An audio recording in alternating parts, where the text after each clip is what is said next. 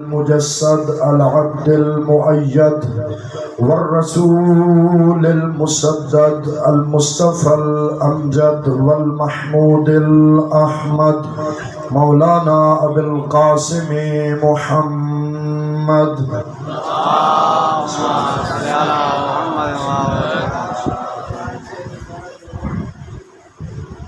رحمة الله على آلہ الطیبین الطاہرین المعصومین الذین اذهب اللہ عنہم الرجس وطہرہم تطہیرا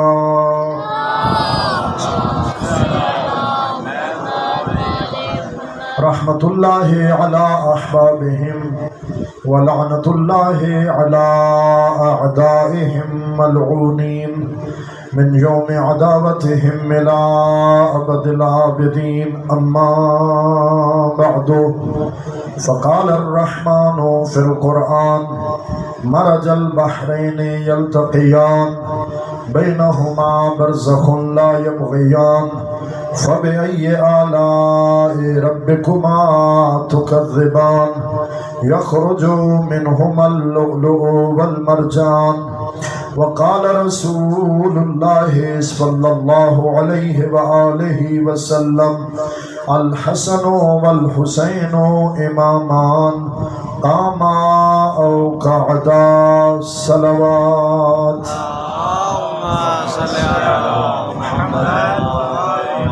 نعرہ تکبیر، نعرہ رسالت، نعرہ حیدری، پھر بھی بلند آواز میں نعرہ حیدری، حسینیت، یزیدیت، اہل البیت علیہ السلام کے دشمنوں پہ لعنت، بآواز بلند صلوات۔ اللہم صلی علی محمد وآل محمد۔ کربلا کی جنگ کا انجام دیکھیے، کربلا کی جنگ کا انجام دیکھیے، بے گھر یزید ہو گیا، گھر گھر حسین ہے۔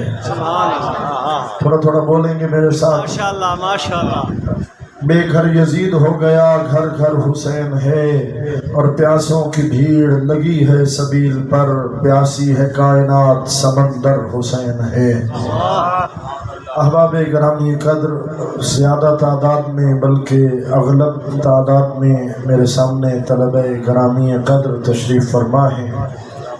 خدا انشاءاللہ سب کے وقت و اقبال میں اضافہ فرمائے، پروردگار سب کو مکمل لگن کے ساتھ حصول علم دین کی توفیق مرحمت فرمائے، اس نیت کے ساتھ کہ خالق ہمیں بھی توفیق دے گا اور ہم بھی اسلام ناب محمدی خالص اسلام مصطفی کے لیے اپنی خدمات پیش کریں گے۔ تو آپ کے سامنے بس چند منٹ کی حاضری ہے، دوسرے مقام پہ حاضر ہونا ہے، لیکن انشاءاللہ آپ کی دعائیں لے کر جانا چاہوں گا۔ ایک صلوات ذرا مل کر بلند آواز میں ہدیہ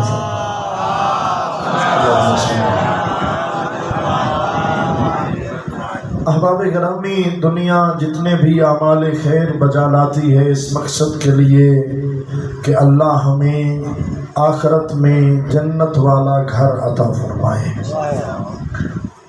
جنت والے گھر کے لیے عبادات اور اعمال خیر بجا لائے جاتے ہیں، وہ جنت والا گھر، کیونکہ آج 27 کی شب ہے تو کل 28 کی شب ہے، وہ والا جنت کا گھر جس کا سردار اللہ نے حسنین شریفین کو بنایا ہے، کہ میرے نبی نے فرمایا تھا الحسن والحسین سیدہ شباب اہل الجنہ، حسن اور حسین دونوں جوانان جنت کے سردار ہیں، وَأَبُوهُمَا خَيْرٌ مِّنْهُمَا، اور ان کا بابا ان سے بھی افضل ہے۔ احباب گرامی قدر، اب دنیا کو کیا چاہیے تھا کہ جنت میں صرف اعمال تو نہیں لے جاتے، اعمال بے شک بجا لانے چاہیے، اعمال خوبصورت ہونے چاہیے، اعمال احسن ہونے چاہیے، اعمال اچھے ہونے چاہیے، لیکن خدا کی بارگاہ میں وہ اعمال درجہ قبولیت تک پہنچتے ہیں جو اچھے عقیدے کے سائے تلے انجام دیے گئے ہوں۔ توجہ ہے نا؟ یعنی نجات کے لیے دو چیزوں کا ہونا لازم ہے، عقیدہ بھی اچھا ہو اور عمل بھی اچھا ہو۔ اب انسان کے پاس عقیدہ اچھا نہ ہو تو صرف اعمال کام نہیں ہو آتے، اور عقیدہ اچھا ہو اور پلے اعمال نہ ہو تو پھر عقیدے کی کمزوری کی دلیل ہے کہ اگر عقیدہ اچھا ہوتا تو ضرور اعمال بھی اچھے ہوتے۔ توجہ ہے نا؟ ماشاءاللہ۔ احباب گرامی، ہونا تو یہ چاہیے تھا کہ اچھے اعمال بجا لانے والے سارے مسلمان دنیا میں ہی حسنین شریفین کی سرداری کو تسلیم کرتے اور دل و جان سے وہ حسنین شریفین کی غلامی کرتے، ان کی تابعداری کرتے، لیکن بہت سارے لوگوں نے اس کے الٹ کیا کہ جن کی تابعداری کرنا تھی ان کی ذات مقدس میں دنیا نقص ڈھونڈنے لگی۔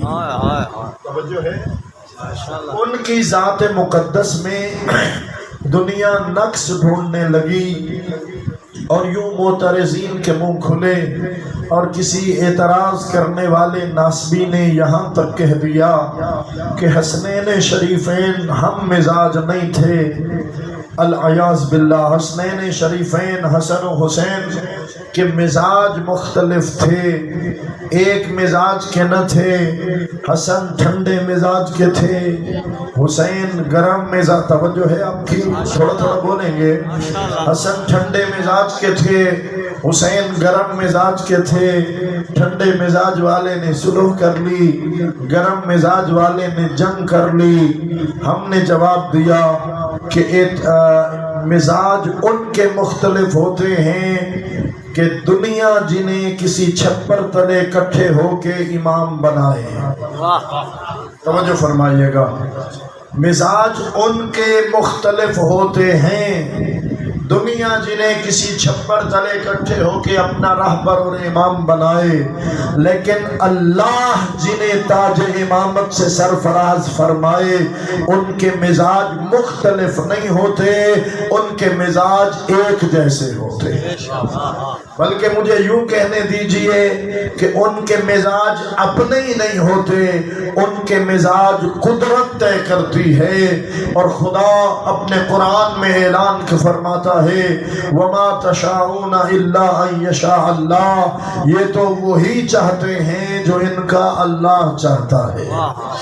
یہ جو ہمارے مومنین چند پیچھے بیٹھے ہیں نا، اگر آگے آ جائیں تو مجھے بچا لیں گے انشاءاللہ، اس لیے کہ صرف علماء میں اور طلبہ کرام میں پڑھنا بہت مشکل ہے۔ دو چار مومن آ کے مجھے حوصلہ دیں گے تو میں چند سطریں پڑھ سکوں گا۔ مل کے صلوات پڑھیں محمد و آل محمد پر۔ یہ جگہ خالی پڑی ہے میرے پاس، بسم اللہ تشریف لیں۔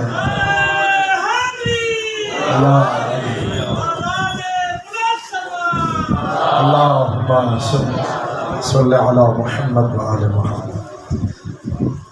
اس لیے کہ علماء کرام بڑے تکلف سے بولتے ہیں، تو دو چار مومن میرے ساتھ بولیں گے تو مجھے تو الحمدللہ داد ملتی رہتی ہے، اور بغیر نام علی کے سہارے کے میں آگے بڑھ نہیں سکتا۔ تو آپ جو متوجہ ہیں ذرا مل کے ایک اور صلوات ہدیہ فرمائیں۔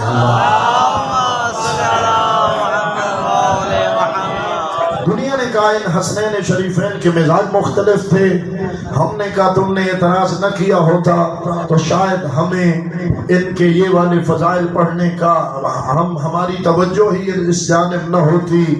اللہ نے آل محمد کو بنایا ہی ایسا ہے، دنیا جتنے ان کے فضائل چھپاتی ہے ان کے فضائل اتنے ہی ابھر کے سامنے آتے ہیں۔ نعرہ حیدری، آواز بلند صلوات۔ دنیا نے اعتراض کیا، مزاج مختلف تھے، ہمیں ان کی فضیلت کا جملہ یاد آیا۔ بچپنا تھا مولا حسن کا، بچپنا تھا مولا حسین کا۔ تاریخ کہتی ہے دونوں شہزادوں نے اپنے گھر میں تختیاں لکھیں، خوبصورت تختیاں لے کے مادر گرامی جناب سیدہ کے پاس آئے اور آ کے کہنے لگے اماں ہم نے تختیاں لکھی ہیں، آپ فیصلہ فرمائیے خط کس کا زیادہ اچھا ہے۔ خط کس کا زیادہ اچھا ہے؟ توجہ فرمائیے گا، خط کس کا زیادہ اچھا ہے، کس نے زیادہ خوبصورت لکھا ہے؟ تاریخ بتاتی ہے جناب سیدہ نے بغور دونوں تختیوں کو دیکھا، دونوں شہزادوں کے خط خوبصورت تھے، یا ایسے کہہ دوں دونوں شہزادوں کے خط حسن تھے۔ حسن کا خط بھی حسن، حسین کا خط بھی حسن۔ فیصلہ جناب سیدہ کے لیے مشکل ہوا تو یہ کہہ کر مشکل کشا کے پاس بھیج دیا کہ علی کے ہوتے ہوئے زہرا فیصلہ کیا کرے۔ دونوں شہزادے تختیاں لے کے سرکار امیر المومنین کے پاس آئے، بابا ہم نے تختیاں لکھی، آپ فیصلہ فرمائیے خط کس کا زیادہ خوبصورت ہے۔ امیر المومنین نے بھی بغور دونوں تختیوں کو دیکھا، ایک جیسے ہجے، ایک جیسے حرف، ایک جیسے لفظ، بالکل دونوں ہی برابر کے خوبصورت خط تھے۔ جب فیصلہ مشکل ہوا نا تو مولا امیر کائنات نے مسکرا کے پوچھا، بیٹے ماں کے پاس نہیں گئے؟ شہزادوں نے مسکرا کے کہا، بابا اماں کے پاس گئے تھے، اماں نے یہ کہہ کے آپ کے پاس بھیج دیا کہ علی کے ہوتے ہوئے زہرا فیصلہ کیا کرے۔ یہیں سے مولا علی کو رستہ ملا، فرمایا تو نبی کے ہوتے ہوئے علی فیصلہ کیا کرے۔ اللہ اکبر، سبحان اللہ ہی کہتے رہے پر کہتے ضرور رہے۔ تو علی کے ہوتے، نبی کے ہوتے ہوئے علی کیا فیصلہ کرے۔ اب دونوں شہزادے تختیاں لے کے اپنے نانا گرامی قدر کے پاس پہنچے، نانا جان ہم نے تختیاں لکھی ہیں، آپ فیصلہ فرمائیے۔ نانا نے بھی بغور دونوں تختیوں کو دیکھا اور فرمایا اس نبی نے جس کی زبان بغیر وحی الہی کے حرکت نہیں کرتی، اس نبی نے فرمایا جاؤ میرے شہزادوں یہ فیصلہ تمہاری ماں کرے گی۔ اب دونوں شہزادے دوبارہ اپنی مادر گرامی کے پاس آئے اور جناب سیدہ نے ایک ایسا عمل کیا کہ فیصلہ خدا پہ چھوڑ دیا۔ اپنے گلوع مبارک سے وہ ہار اتارا جو جناب صفیہ بنت عبد المطلب نے سیدہ کو گفٹ کیا تھا، وہ ہار اتارا جس کے 7 موتی تھے، زمین پہ 7 موتی بکھیر دیے، فرمایا جاؤ میرے بچوں، جاؤ میرے شہزادوں، جس نے زیادہ موتی چن لیے خط اسی کا زیادہ اچھا۔ یا علی، دونوں شہزادے موتی چننے کے لیے آگے بڑھے، ادھر سے حسن مولا، ادھر سے حسین مولا۔ تاریخ بتاتی ہے 3 موتی مولا حسن نے اٹھائے، 3 موتی مولا حسین نے اٹھائے۔ موتی کتنے رہ گئے؟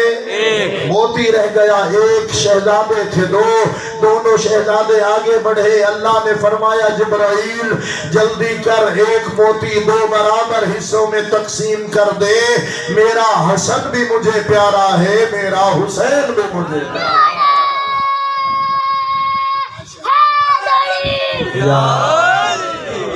اللہ کیا بات ہے، ماشاءاللہ ماشاءاللہ۔ یہ عزت ہے، یہ عظمت ہے اس گھرانے کی۔ تو کہتے ہیں 2 شہزادوں کے مزاج مختلف تھے، میں مکمل دعوے کے ساتھ، بلکہ میرا تو ایمان یہ ہے 2 شہزادوں کے مزاج کے مختلف ہونے کی بات نہ کر، ان 14 کا مزاج ایک جیسا ہے۔ اگر 14 کا مزاج ایک جیسا نہ ہوتا کبھی معصوم نہ فرماتے اولنا محمد، آخرنا محمد، اوسطنا محمد، کلنا محمد، ہم سارے کے سارے محمد ہیں، گفتار میں محمد، رفتار میں محمد، کردار میں محمد، صلوات پر محمد و آل محمد۔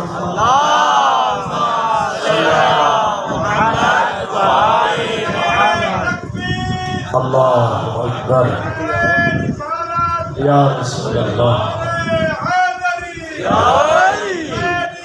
زندہ باد، زندہ باد، مردہ باد، بے شمار۔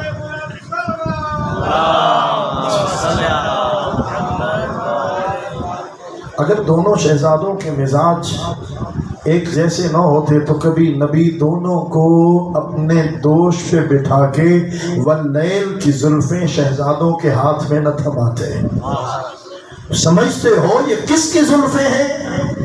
یہ نبی کونین کی زلفیں ہیں، انہیں میں نبی کی زلفیں کہوں کہ نبی نے اپنی زلفیں تھمائی یا دین کی باغ ڈور حسنین کے ہاتھوں میں دی؟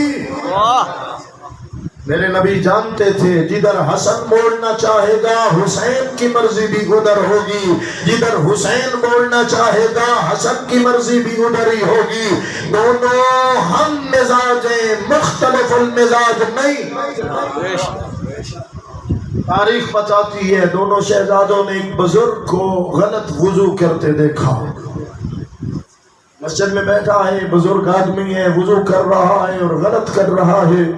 اب تبلیغ کے طریقے ہوتے ہیں، ماشاءاللہ آپ کچھ عرصے بعد مبلغ بنیں گے تو جب آپ تبلیغ کریں گے تبلیغ کے بھی سٹائل ہوتے ہیں، انداز ہوتے ہیں۔ تبلیغ کا ایک طریقہ ہے چاچا بڈڑا ٹھیک ہے، وضو کا طریقہ نہیں بھی آنا۔ ایک طریقہ تبلیغ کا یہ ہے، اور ایک طریقہ وہ ہے جو ہمیں دروازہ حسنین شریفین سے ملا ہے۔ وہ کتنا بہترین طریقہ ہے کہ ہر بندے کی سیلف ریسپیکٹ، عزت نفس بھی محفوظ رہے، اسے شرمندگی کا سامنا بھی نہ کرنا پڑے اور اس کی اصلاح بھی ہو جائے احترام کے ساتھ۔ توجہ فرمائیے گا، آج آپ دیکھتے ہیں ہماری قوم میں کتنے مسائل ہیں۔ ابھی میں ایک مقام سے مجلس ادا پڑھ کے آ رہا ہوں، میں مجلس پڑھ رہا تھا، سامنے بیٹھا ہوا ایک بوڑھا آدمی کہہ رہا تھا ایکو آنکھوں مسائب پڑھے۔ توجہ ہے بار بار، اس لیے کہ میں کوئی ہو سکتا ہے یہ مولانا کوئی بات کرے اور لوگ اس کے ہم مزاج بن جائیں۔ توجہ فرمائیے گا، یعنی اسے پسند نہیں آ رہا تھا کہ یہ فضائل کی بات کرے یا تبلیغ کی بات کرے۔ ذرا مل کے آواز بلند صلوات پڑھو۔ جملہ محترم قیامت پہ پھر بھی صلوات۔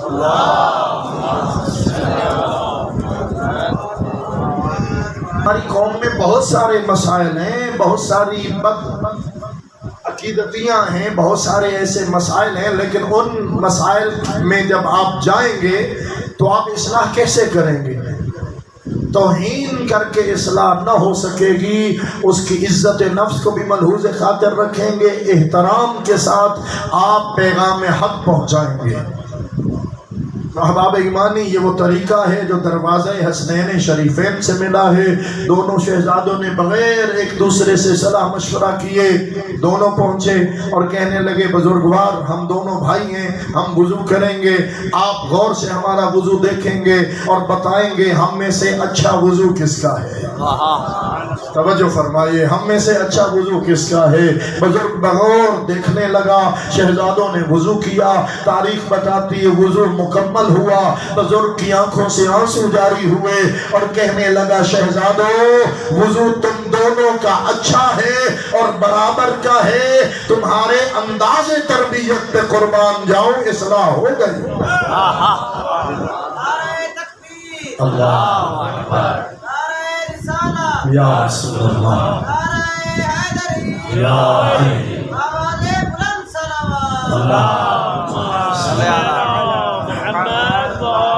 تو دونوں شہزادوں کے مزاج الحمدللہ کے ایک جیسا مزاج ہے۔ اس سلسلے میں میں شاہد کے طور پہ نبی کریم کا فرمان پیش کرتا ہوں۔ میرے نبی سیرت کی کتابوں میں جملے موجود ہیں، حدیث کی کتابوں میں بھی موجود ہیں۔ فرمایا سر سے لے کر سینے تک میری تصویر ہے حسن مجتبیٰ۔ اب سر سے سینے تک کا سفر کریں، ہاتھ بھی شامل ہے یا نہیں؟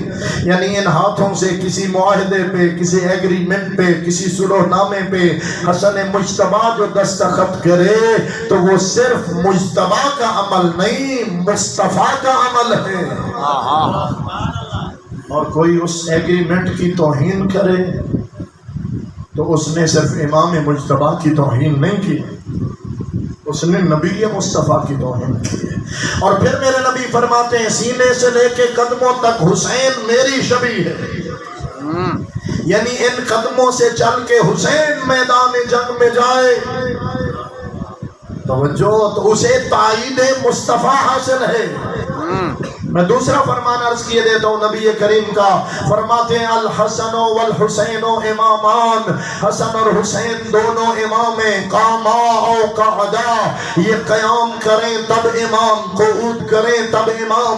اس قیام و قعود سے مراد نماز والا قیام و قعود نہیں، یعنی حق کے دفاع کے لیے میدان جنگ میں قیام کریں تب بھی امام ہیں، اور حق کے دفاع کے لیے اگر کبھی بیٹھنا پڑ جائے، سلو کریں، ایگریمنٹ کریں تب بھی امام ہیں۔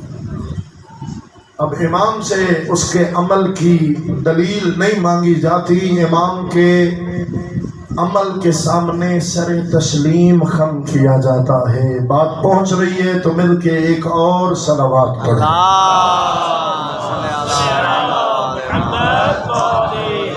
میں چند وجوہات ناقص علم کے مطابق عرض کرنے کی کوشش کر رہا ہوں، کیوں مولا حسن مجتبی علیہ السلام نے ایگریمنٹ کیا اور کیوں میرے مولا حسین نے جنگ فرمائی۔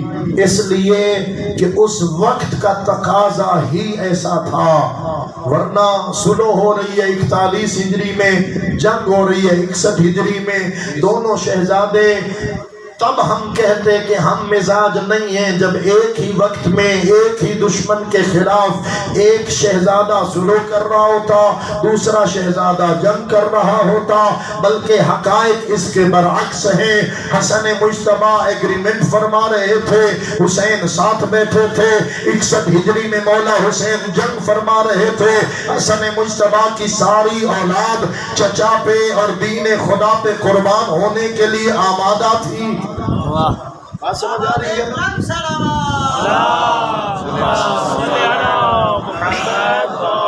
لہذا ہمارا عقیدہ تو یہ ہوا نا کہ اگر 41 ہجری میں دستار امامت میرے مولا حسین کے سر اقدس پہ ہوتی تو تب بھی ایگریمنٹ فرماتے، اور 61 ہجری میں مولا حسن مجتبی امامت کی عملی ذمہ داریاں سنبھال رہے ہوتے تو بھی میرے مولا حسن ہوتے تو بھی جنگ فرماتے۔ وجہ یہ ہے کہ حسن مجتبی سے تقاضا کسی اور نے کیا، حسین سید الشہداء سے تقاضا کسی اور نے کیا، جو مخالف تھا وہ بھی مختلف تھے اور تقاضا بھی مختلف تھا۔ مختلف کیسے تھے؟ میرے مولا حسین سے تقاضا کرنے والا یزید تھا، مولا حسن سے تقاضا کرنے والا اس کا بھی باپ تھا۔ بات سمجھ آ رہی ہے؟ مولا حسن مجتبی سے مانگی گئی حکومت، مولا حسین سے مانگی گئی بیعت۔ توجہ، مولا حسن سے مانگی گئی حکومت۔ اب ہر دور میں حق کے حکومت حاصل کس کو ہے؟ اسے جسے خدا مولا بناتا ہے، اسے جسے خدا تاج ولایت پہناتا ہے۔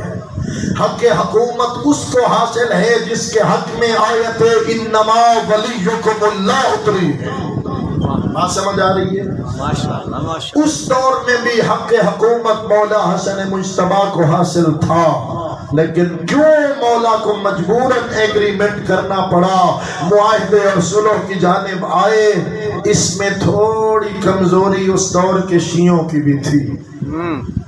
اس کو ڈسکس کیے بنا ہم آگے نہیں بڑھ سکیں گے، اس لیے اس کمزوری کو زیر بحث لانا چاہیے تاکہ کل ہمارے زمانے کا امام جو ظہور کرے تو ہم وہ والی کمزوری دکھانے والوں میں سے نہ ہوں، بلکہ امام کے تابعدار ہوں۔ قصہ مختصر میرے سامنے الحمدللہ کہ وہ احباب تشریف فرما ہیں جو جاننے والے ہیں، اس دور کے شیعہ مولا کو مانتے تھے، مولا کی نہیں مانتے تھے۔ بات سمجھ آ رہی ہے؟ مولا کو مانتے تھے، مولا کی نہیں مانتے تھے۔ ویسے مولا کے کیمپ میں تھے لیکن کبھی کبھار درہم و دینار کی چمک انہیں راستے سے ہٹا دیتی تھی۔ توجہ ہے؟ کہیں ایسا نہ ہو کہ جب دنیا مجھے اشتہاروں پہ علامہ لکھنے لگے مجھے پیسے کی چمک صراط مستقیم سے ہٹا دے، مجھے ان اساتذہ کا پڑھایا ہوا سبق بھول جائے۔ اور میں منبر سے بجائے تبلیغ حق کے عوام کو یہ کہنے لگوں جت ودیو ٹھیک ودیو، بس میری جیب بھرو. بات سمجھ آ رہی نہ؟ پیسے کی چمک اگر مجھے صراط مستقیم سے ہٹا رہی ہے تو شاید میں صراط مستقیم پہ آیا ہی نہیں تھا. لہذا یاد رکھیے وہ کیسے لوگ تھے جو صراط حق سے، جو امام کے راستے سے ہٹ رہے تھے. اس امیر شام کے بھیجے ہوئے درہم و دینار کی تھیلیوں کی وجہ سے مولا کی فوج میں وہ اعلیٰ سطح کے آفیسر لوگ جب انہیں تھیلی پہنچتی تھی نا درہم و دینار کی تو وہ اپنا راستہ، اپنی وفاداریاں بدل لیتے تھے. خدا کی قسم دنیا کے خزانے ڈھیر کر دیے جائیں قدموں میں اور کہا جائے امام کا راستہ چھوڑو، صحیح موالی اور شیعہ علی ابن ابی طالب وہ ہے جو درہم و دینار کو اور خزانوں کو تو ٹھوکر مارو، کہے جیئیں گے تو علی کے راستے پہ، مریں گے تو حسین کے راستے پہ. نعرہ حیدری. لہذا اور یاد رکھیے کبھی یہ نہیں ہے کہ میں حق کا راستہ چھوڑ دوں گا، باطل کے راستے پہ جاؤں گا تو مجھے بہت پیسہ ملے گا. پیسہ وہی ملے گا جو میرے اللہ نے مقدر کیا ہے. صدقے اہل البیت کے جو اس نے دینا ہے وہ ملے گا. بات سمجھ آ رہی ہے نا؟ جو اس اللہ نے ہمیں دینا ہے، ہماری زندگی جتنا عرصہ ہم نے جینا ہے جو اس نے مقدر کیا ہے وہ ہمیں ملے گا. ہمیں چاہیے شکر گزاری کے ساتھ، صبر کے ساتھ اسی راستے پہ جئیں، اسی راستے پہ مریں جس کو وہ صراط حق کا نام دیتا ہے. شیعہ کمزور تھے، مولا کی بات نہیں مانتے تھے، مولا کو مجبوراً ایگریمنٹ کرنا پڑا. اور ویسے ہی جسے اللہ نے جنت کی سرداری عطا کی ہو، میرے مولا حسن مجتبی محتاج ہی نہیں تھے اس بات کے کہ ممبر پہ بیٹھے ہوں تو حسن حسن ہے اور ممبر پہ نہ بیٹھیں تو حسن کے اقتدار میں کوئی کمی آ جائے گی. بلکہ الدمعۃ الساکبہ میں ہے کہ میرے مولا حسن مجتبی بیٹھے ہیں، جو علی کا جانشین ہو اسے بھلا ممبر کی کیا ضرورت ہے؟ ممبر حکومت کی بات کر رہا ہوں. بیٹھے ہیں بابا کے سلونی والے ممبر پہ اور فرما رہے ہیں کہ تم مجھے اس کے مقابلے میں کمزور نہ سمجھو. میں حسن مجتبی، میں حجت خدا اگر اپنے رب سے دعا کرو تو شام عراق ہو جائے، عراق شام ہو جائے، مرد عورت ہو جائے، عورت مرد ہو جائے. میرے مولا نے یہ جملہ فرمایا، سامنے ایک بندہ کھڑا ہو گیا، اس نے کہا علی کا بیٹا وہی کہا کرو جو کر سکو. بھلا ایسا بھی ممکن ہے کہ آپ کے کہنے سے کوئی مرد عورت ہو جائے؟ اس نے یہ اعتراض کیا. علی کے جلال کے وارث حسن مجتبی نے جلال بھری نگاہ سے اسے دیکھا اور حجت خدا نے گویا ہو کے کہا الا تستحی ان تقعدی بین الرجال، تجھے شرم نہیں آتی عورت ہو کے مردوں کے مجمع میں؟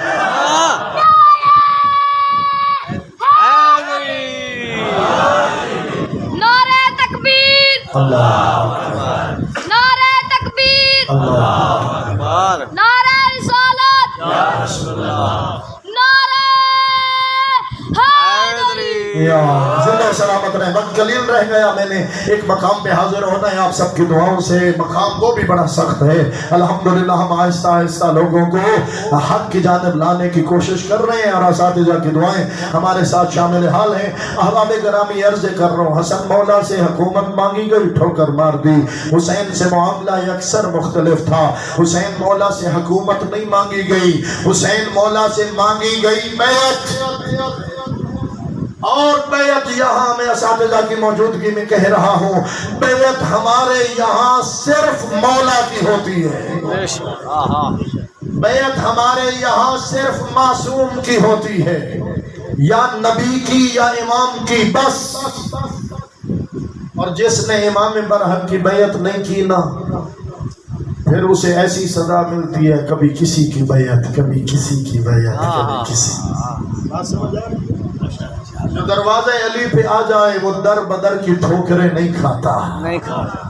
اور جو دروازے علی پہ آنے سے انکار کر دے پھر کبھی چھپر پھاڑ کی توجہ ہے کہ نہیں ہے؟ کبھی چھت سے آتا ہے، کبھی دیواریں پھلانگنی پڑتی۔ احباب گرامی، مولا علی سے، مولا حسین سے توجہ مانگی گئی تھی بیعت۔ بیعت کس کی ہوتی ہے؟ سارے بولیں کس کی ہوتی ہے؟ فقط معصوم کی بیعت، نبی کی یا امام کی۔ اس لیے کہ بیعت کا مطلب ہی اتنا سخت ہے۔ میں جس کی بیعت کر رہا ہوں گویا میں کہہ رہا ہوں میں اپنی جان کا، میں اپنے مال کا، میں اپنی اولاد کا میں اتنا مالک نہیں جتنے آپ مالک ہیں۔ بالکل آسان لفظ، میری جان، میرے مال، میری اولاد پر مجھ سے زیادہ حق کے تصرف آپ کو حاصل ہے۔ جسے زیادہ حق حاصل ہو اسے کہا جاتا ہے آسان لفظوں میں اس کا حق اولا ہے۔ جس کا حق اولا ہو وہی مولا ہوتا ہے۔ کاوڑے تنے میں بیٹھے اس کا حق اولا ہو، جس کا حق اولا ہو وہ مولا ہوتا ہے۔ بیعت ہوتی ہے مولا کی، مولوی کی بھی نہیں ہوتی۔ ٹھیک ہے نا جی؟ میں علماء کے مسجد میں کہہ رہا ہوں بیعت مولا کی ہوتی ہے، مولوی کی نہیں۔ ہمارے یہاں جامع الشرائط فقیہ کی تقلید ہوتی ہے، بیعت نہیں۔ بیعت فقط معصوم کی ہوتی ہے، اور اگر مولوی کی بیعت نہیں ہوتی تو کسی مخدوم صاحب کی ہوتی ہے، کسی گدی نشین کی ہوتی ہے، کسی اونچے پیر کی ہوتی ہے۔ بیعت فقط مولا کی۔ اب مجھے بتائیے مولا سے کوئی زانی، کوئی شرابی، کوئی بد کردار، کوئی نبی کی شریعت کو جھٹلانے والا، کوئی خدا کی کتابوں کو جھٹلانے والا، کوئی ممبر خلافت مسلمین پہ بیٹھ کے بندروں سے کھیلنے والا، کوئی شطرنج کی بازی کھیلنے والا، کوئی تحریم اڑانے والا، کوئی محترم لوگوں کا قاتل بد کردار، یعنی کائنات کی برائیوں کو سمیٹا جائے تو یزید بنتا ہے، کوئی یزید میرے مولا حسین سے بیعت مانگے تو جواب کیا بنتا ہے؟ کیا جواب بنتا ہے؟ کیا مولا کو بیعت کر لینی چاہیے؟ جواب وہی بنتا ہے خدا کی قسم ہم نے سردار مانا ہی انہیں ہے، آنکھ بند کر کے ان کے راستے پہ چلتے ہیں۔ ہمارے سردار اپنے غلاموں کو کسی مقام پہ شرمندہ نہیں ہونے دیتے۔ جواب وہی بنتا ہے جو مولا حسین نے دیا۔ حاکم مدینہ نے جب میرے مولا کو دربار میں بلایا اور یزید کے باپ کے مرنے کی خبر دی اور ساتھ ہی یزید کے لیے بیعت کا مطالبہ کیا، رات کا وقت تھا، جانتے ہو نا رات کا وقت تھا، میرے مولا نے فرمایا رات کے اندھیرے میں یوں بیعت طلب کرنے کا مقصد کیا ہے؟ پوری توجہ، میں خلاصہ عرض کر رہا ہوں۔ فرمایا دن کی روشنی ہو جانے دو، پورے مدینے کو بلاؤ، پورے مدینے کے سامنے علی کا بیٹا بتائے گا بیعت ہونی کس کی ہے، بیعت کرنی کس نے ہے۔ اسے بات سمجھ آئی۔ ولید نے کہا بات تو ٹھیک فرما رہے ہیں، ٹھیک ہے پھر ہم آپ کو صبح زحمت دیں گے۔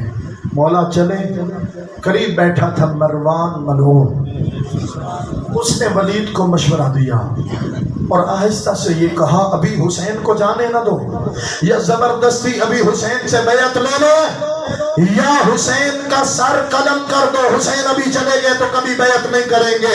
جو ہی اس خوش نے یہ جملہ کہا علی کے جلال کے وارث حسین نے رخ پھیر کے اس کی جانب دیکھا اور فرمایا اتحدثنی بالقتل یا ابن سرقہ، اور فلانی ماں بے پتر، فلانی ماں کا بیٹا، توجہ اللہ جانے اس کی ماں مشہور ہوگی کسی محلے میں، فلانی ماں کا بیٹا تو مجھے قتل کی دھمکی دیتا ہے تو سن مثلی لا یبایع مثلا، کبھی بھی مجھ جیسا اس جیسے کی بیعت نہیں کر سکتا۔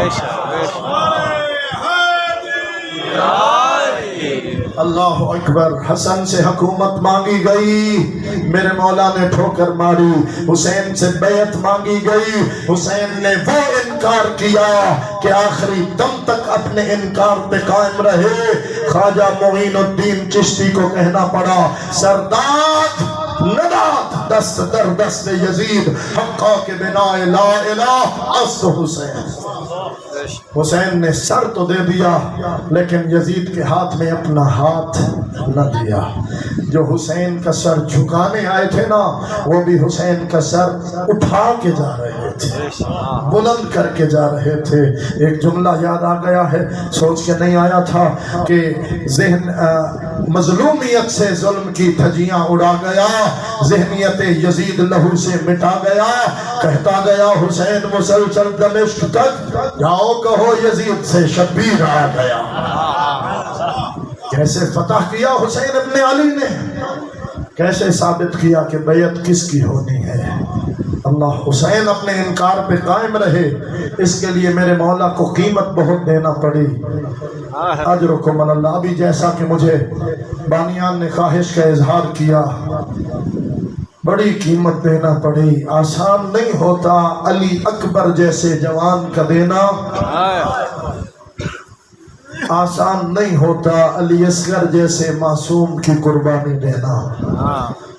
اجرکم اللہ. علماء اور طلبہ کرام تشریف فرما ہیں. مجھ سے آج تک فیصلہ نہیں ہو سکا حسین کے لیے علی اکبر کا لاشا زیادہ مشکل تھا یا علی اصغر کا ننھا لاشا زیادہ مشکل تھا. ہائے میرا مولا, آیا تو تھا نانے کی امت سے پانی مانگنے. بہت سخت ہوتا ہے جب کسی کریم کو کسی لئیم سے مانگنا پڑ جائے. ساقی کوثر کلال علی اصغر کے لیے پانی مانگ رہا تھا. اجرکم اللہ. شرم نہ کرنا, مولا کے چہلم کے دن ہے, کوشش کرنا کہ ہماری جانب سے پرسا ہو جائے. عزاداروں میں حسین کے اس وقت کی مظلومیت بیان کر رہا ہوں, بانیان کی خواہش پہ, جس وقت میں حسین نے اپنے شیعوں کو یاد کیا. فرماتے تھے نہ ہو میرے شیعوں, کاش تم ہوتے عاشور کے دن, تم دیکھتے کیسے میں اپنے معصوم کے لیے پانی مانگ رہا تھا اور کیسے ظالموں نے دینے سے انکار کیا تھا. حسین نے پانی مانگا. میں آپ سے پوچھتا ہوں کتنا پانی چاہیے تھا حسین کو؟ حسین نے پانی کا جگ نہیں مانگا, حسین نے پانی کا پورا گلاس بھی نہیں مانگا. جن ماؤں کی گود میں چھوٹے چھوٹے بچے ہوتے ہیں نا, وہ مائیں بخوبی جانتی ہیں اگر بچہ چھوٹا سا ہو اس کی پیاس بجھانے کے لیے مائیں اپنی انگلیاں پانی سے تر کرتی ہیں, تر انگلیاں بچے کے لبوں پہ رکھتی ہیں, بچے کی پیاس بجھ جاتی ہے. اللہ جانے کربلا میں حسین غریب کتنا تھا. حسین نے اتنا سا پانی مانگا, جواب میں ظالم نے وہ تیر جوڑا. میں نے خود کتاب میں جملہ پڑھا, علی اصغر کا قد چھوٹا تھا, تیر زیادہ لمبا تھا.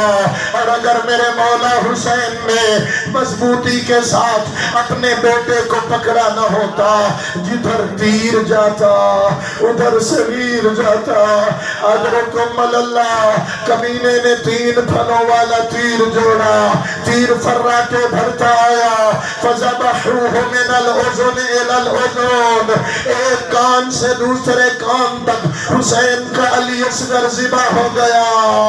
ہائے خون جاری ہوا. مولا حسین نے چلو خون کا بھرا آسمان کی جانب پھینکا. اللہ جانے ملائکہ نے محفوظ کر لیا. عرصہ محشر سجے گا, خدا کی عدالت لگے گی, بی بی زہرا بے گناہ لہو پیش کرے گی. میرے اللہ, میرے معصوم بچوں کا قصور کیا تھا؟ اگر حکم اللہ بھی میں چند سطریں پڑھنا چاہتا ہوں. اے عزاداروں نے محترم, مارا گیا حسین کا علی اصغر. قبلہ استاذ العلماء کے جملے ہیں, آغا جان کے جملے ہیں. فیتململ الصبی علی صدر ابی کالطیر المذبوح. پیاسا بچہ اپنے باپ کے پیاسے سینے پہ ایسے تڑپا جیسے وہ پرندہ تڑپتا ہو اور جس کے گلے پہ چھری چل جائے. اللہ جانے حسین دیکھتا کیسے رہا. اجرکم اللہ، اللہ تیرا گریہ قبول کرے، اللہ تیری آہوزاری کو قبول کرے۔ اللہ جانے حسین کیسے دیکھتا رہا۔ میرا سلام کربلا کے اس شہید پہ اور جس کا لاشا اٹھا کے حسین بڑی مشکل میں آ گئے۔ علی اکبر کا لاشا میرے مولا حسین اکیلے نہیں اٹھا سکے تھے، آگے چند بچوں اور جوانوں نے سہارا دیا تھا، لیکن جب لاشا اٹھایا، مقتل سے اٹھایا، خیموں میں لے کے آئے، حسین کی غربت دیکھ، علی اصغر کا ننھا سا لاشا ہاتھوں پہ اٹھایا، 7 بار خیموں کی جانب بڑھے، 7 بار پیچھے ہٹے، انا للہ و انا الیہ راجعون، رضم بقضائہ و تسلیما لامرہ۔ ہائے حسین کرے تو کیا کرے، آئے روایت کہتی ہے خیموں میں داخل ہوئے، ماں نے کیسے دیکھا ہوگا، پھوپھیوں نے کیسے معصوم کو ذبح ہوا دیکھا ہوگا۔